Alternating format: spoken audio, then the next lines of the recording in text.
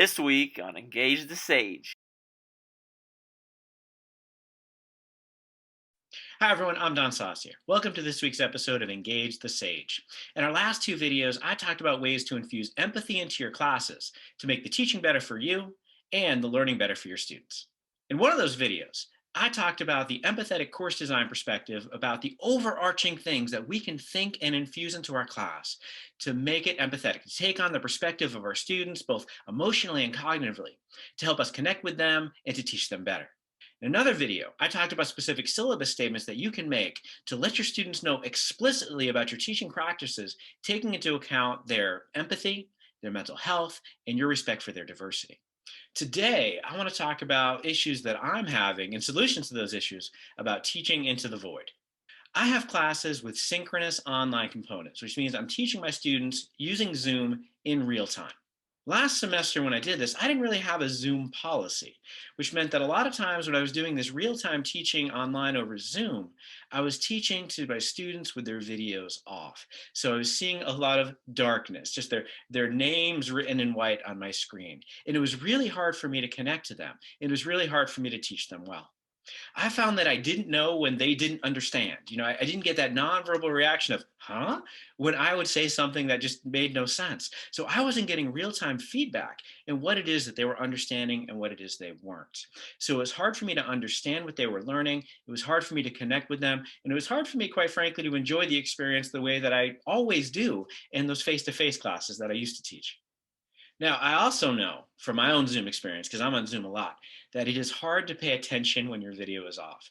If I'm in a Zoom meeting and my video is off, that lowered accountability, that lowered connection that I'm feeling, I might be doing other things. I might be sending an email. I might be thinking about that next thing. I might be dealing with a kid. I might be doing push-ups in the background. I might be doing a lot of different things other than paying attention to the speaker, and I might miss some stuff. So I know from personal experience and empathetic from the student experience, it's going to be harder for them to learn if their videos are off. So what I did is I created a statement for my syllabus and a policy for my classes this semester about Zoom. Now, I don't want to mandate, I don't want to require that my students keep their videos on for lots of reasons. And go do some reading on inclusive teaching if you want to know some of those reasons. But there's lots of reasons not to intrude upon people's personal space if they're not comfortable with you doing that. But I did think it was important to make my expectations and my invitation clearer that I would love their videos to be on while I'm trying to teach them well. So what I'm going to do now is I'm going to share with you the statement that I've made for my classes, and we'll post the text of this statement in the video description at the end. So this is my statement and my Zoom policy for my synchronous online classes. For classes that you attend synchronously over Zoom, we expect that you will attend with your video on. This will make it easier for us to connect to you, engage your understanding while we teach. This will also make it easier for you to pay attention and be less distracted by other things. In short, if you attend with your video on, you will engage more in the class. You will learn more, and you will help us teach you better. We understand that you might not be able to attend with your video on for a given class for whatever reason. Please just let us know. So that's my video statement. I think it's important for me, for my students to connect with me. I think it's important for me to be able to see their reaction, to get their feedback in real time while I'm teaching, to teach them better.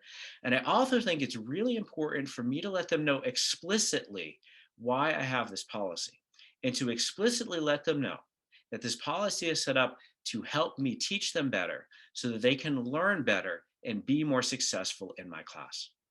I also tell them there is no need to apologize for the things that are going on in their life while Zoom is happening.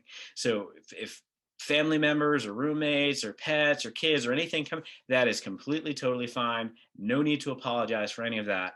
And I also let them know if a kid or a pet comes into that video, that's probably going to be the highlight of that Zoom class or that Zoom meeting. And if my kids or pets come into the Zoom, I'm going to introduce them to the class to try to normalize that experience. Now, I've only been using this policy for a little bit, but so far I've gotten some positive feedback. My students seem to like it. They seem to understand where I'm coming from with that. They trust me that I'm not really requiring it, and they're reaching out to me to let me know, hey, today I'm going to keep that video off for this and that reason. And I let them know, you don't even have to tell me the reason. But if you just reach out and say, hey, today's going to be a video off day, I'm going to respect that. And best, I've already seen a lot more of those videos stay on in my classes. So it's been a lot more fun to connect to my students so far by seeing those videos stay on. So this policy, I'm having some luck with it in my classes, and I highly recommend you consider using it in yours. Um, Encourage your students, but don't mandate those students to have those videos stay on. You're going to connect with them. You're going to have better experiences. They're going to have better experiences. They're going to learn more. And that's what trickle down engagement is all about. That's why it's important to engage the sage. In the comments below, I would love to hear about your Zoom policies in your classes and hearing about how you're finding ways to connect in these very different kind of synchronous online mediums that we're all teaching in right now. And I'd also love to hear any funny Zoom stories that you have to share. In our next videos, I'm going to share more ways that you can infuse empathy into your classes, through your course structure, your course policies, your assignments, and your assessments. Thank you for watching this episode of Engage the Sage. Please like, subscribe, sign up for notifications, share us on social media, and we'll see you next time on Engage the Sage.